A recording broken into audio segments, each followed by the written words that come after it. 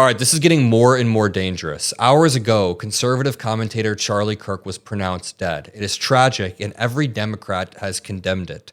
But in the hours following, the rhetoric coming from leaders within the Republican Party has been escalatory and inflammatory. For example, conservative commentator James Woods just tweeted out, "It's not gun violence, it's Democrat violence." And this got over 300,000 likes. Tweets like this are blowing up. So to talk about this, I'm bringing in lead policy advisor for Mockler Media, Micah Irfan. We're going to chat about this. Micah, how do you read this James Woods tweet? Yeah, James Woods is blaming the Democrats. A lot of us expected people to do this in the aftermath of this terrible political tragedy. It's just sad to see how many have decided to go along with this narrative. Keep in mind, at the time that this tweet was sent, we didn't even any shooter in custody. The actual shooter hadn't been found. They'd taken down one suspect who ended up not being the actual shooter. But of course, they don't care about who the shooter actually was. They don't really care about public safety. They have a political agenda, and they will use terrible tragedies like this if it benefits that agenda. At the same time, Elon Musk tweeted out, "The left is the party of murder." Elon Musk tweeted that out when we didn't know who the shooter was. We didn't have the identity of the shooter. We didn't know anything. Jesse Waters declared war on Fox News when we didn't know the identity of the shooter. Here's the core difference between the two sides.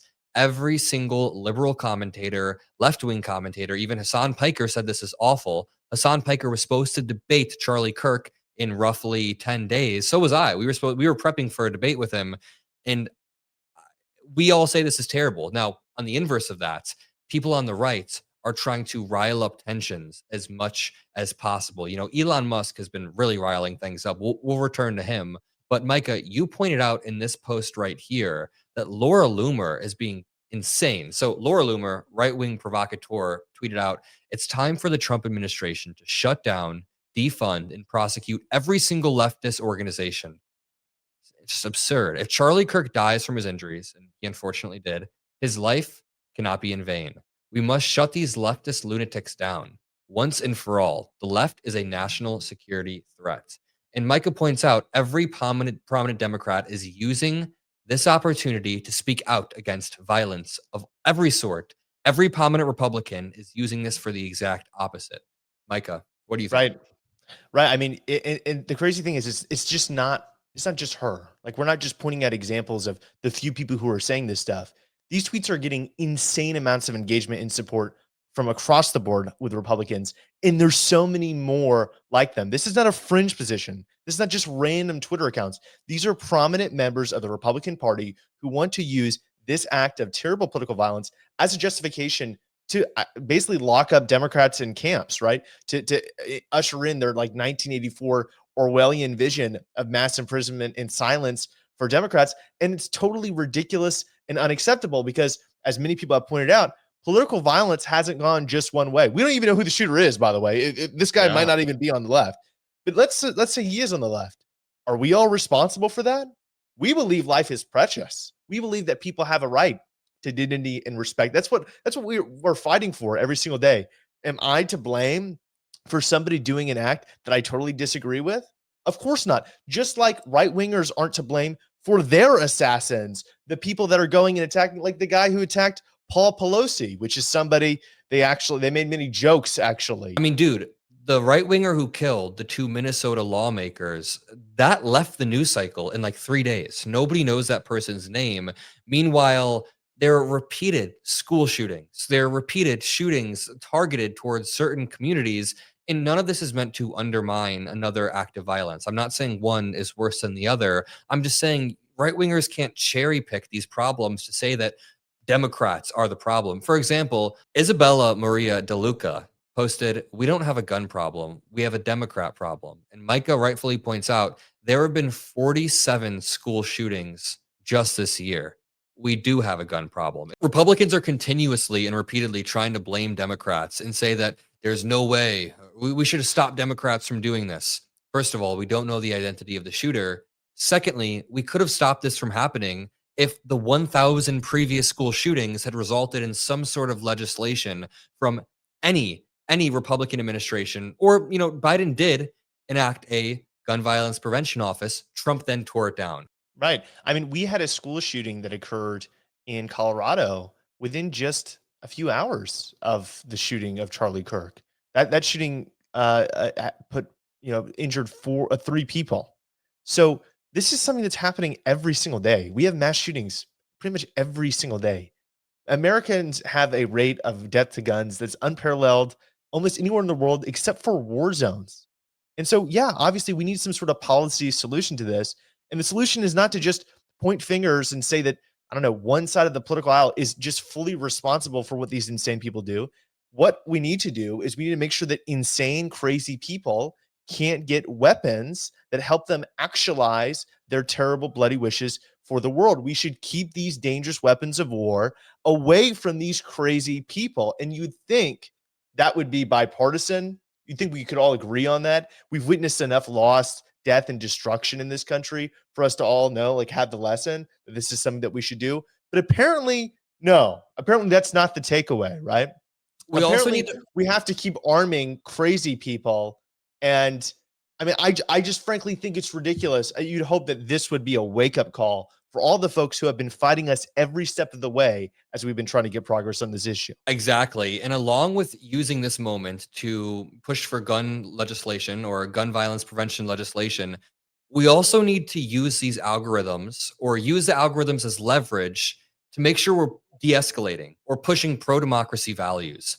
Part of the reason why things have gotten so intense is because algorithms across every social media are promoting the most divisive rhetoric possible. On Elon Musk's Twitter feed, there have been hundreds of tweets over the past week of him saying the West is falling, of him using apocalyptic rhetoric about migration. He pulls in tens of millions of views per tweet. So when these algorithms are sparking division and you combine that with easy access to guns, you're going to have repeated shootings, whether it's the Minnesota lawmakers or whether it's Charlie Kirk, which is absolutely horrific. I mean, Elon Musk had a crazy, crazy post recently. Yeah, so Elon has this habit of reacting to tweets by far-right people. Sometimes it's Nazis.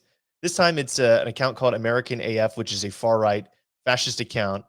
And Elon says yes, basically saying he's agreeing with this tweet, which says that white people have a simple choice to make: be conquered, enslaved, raped, and genocided while being called racist, or reclaim our nations and our dignity while being called racist. It's that simple.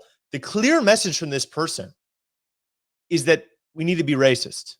Like, and it's fine because the alternative is we're going to be conquered, enslaved, and so on and so forth by racial minorities. This was in the context of the terrible stabbing that we witnessed of the Ukrainian refugee, where many of these far-right accounts were saying that we need to bring segregation back, that we need to have hangings and floggings of African Americans, that we can't have integration anymore, that the South was right, and that every single negative claim about the Confederacy is blood libel against white people. These were not niche claims that were on some random website. This is on Elon Musk's website. He was interacting with these users. They were getting tens of thousands of likes. That's the dangerous situation we find ourselves in. And whenever we're faced with evil like this, we have to speak out against it. If these people ever win and have control of our government, there will be no more political debate. It's on all of us to stand up to racism, prejudice, and hatred. Yeah, and now my worry is right wingers are going to continue to capitalize on this in dangerous ways. So not only have we seen, a lot of right wing commentators calling for literal blood, but right wing politicians, who knows what they're going to do? We've seen a few representatives say crazy things, but just think about this. What if they try to pass some sort of Charlie Kirk act? Now I'm just speculating, but I could totally see conservatives trying to extend the news cycle on this and really capitalize. And it is a tragedy. It's terrible, but we should come together and find substantive ways to deal with the problem. A lot of it comes down to algorithms promoting hatred. A lot of it comes down to access to guns. These are conversations that we can have and we will continue having. That actually brings me on to one of my final points. Part of the reason why this is so eerie, especially for political commentators, like for people like Micah, people like me, or Hassan Piker, when he saw it, he was disgusted. It's because a lot of us put ourselves in these exact situations where you're kind of in a crowd. People sometimes disagree with you, agree with you. You're putting yourself out there in the open for an exchange of ideas, even if it's a little bit risky. I've been in a bunch of these situations if you've watched my channel. So we all kind of see ourselves a little bit like, oh, like in that situation. So that's part of the reason why this is eerie. And I'm not saying that to like make it about us. I'm just like, there is a broader chain reaction that could happen if officials and people in power don't call for de-escalation. So any last words, Micah? Yeah, we live in dangerous times. And And it's usually when political violence starts, it gets worse and worse and worse. And that's a cycle that none of us want to go down, because ultimately, a country that tries to solve its political disagreements with blood will soon find itself drowning in it. We have to talk to each other. And I think that the Democrats and people on the left take that very seriously. They understand the risk that's being presented by this current situation. And I really hope, I don't think it's going to happen, but I really hope that people on the right, in the Republican side, realize how dangerous this rhetoric is and come together with us so that we can de escalate the situation and return to a safe, productive democratic discourse in our country that keeps us ultimately all safer, all more prosperous, and make sure that tragedies like this don't ever happen again. Everybody go follow Micah in the description below. He'll be at the top of the line. We're going to continue to push the truth, make videos, push a pro-democracy message. We really need to restore some of our core democratic values right now. So thank you, Micah. Thank you to the Mockler Media audience, and I'll see you guys in the next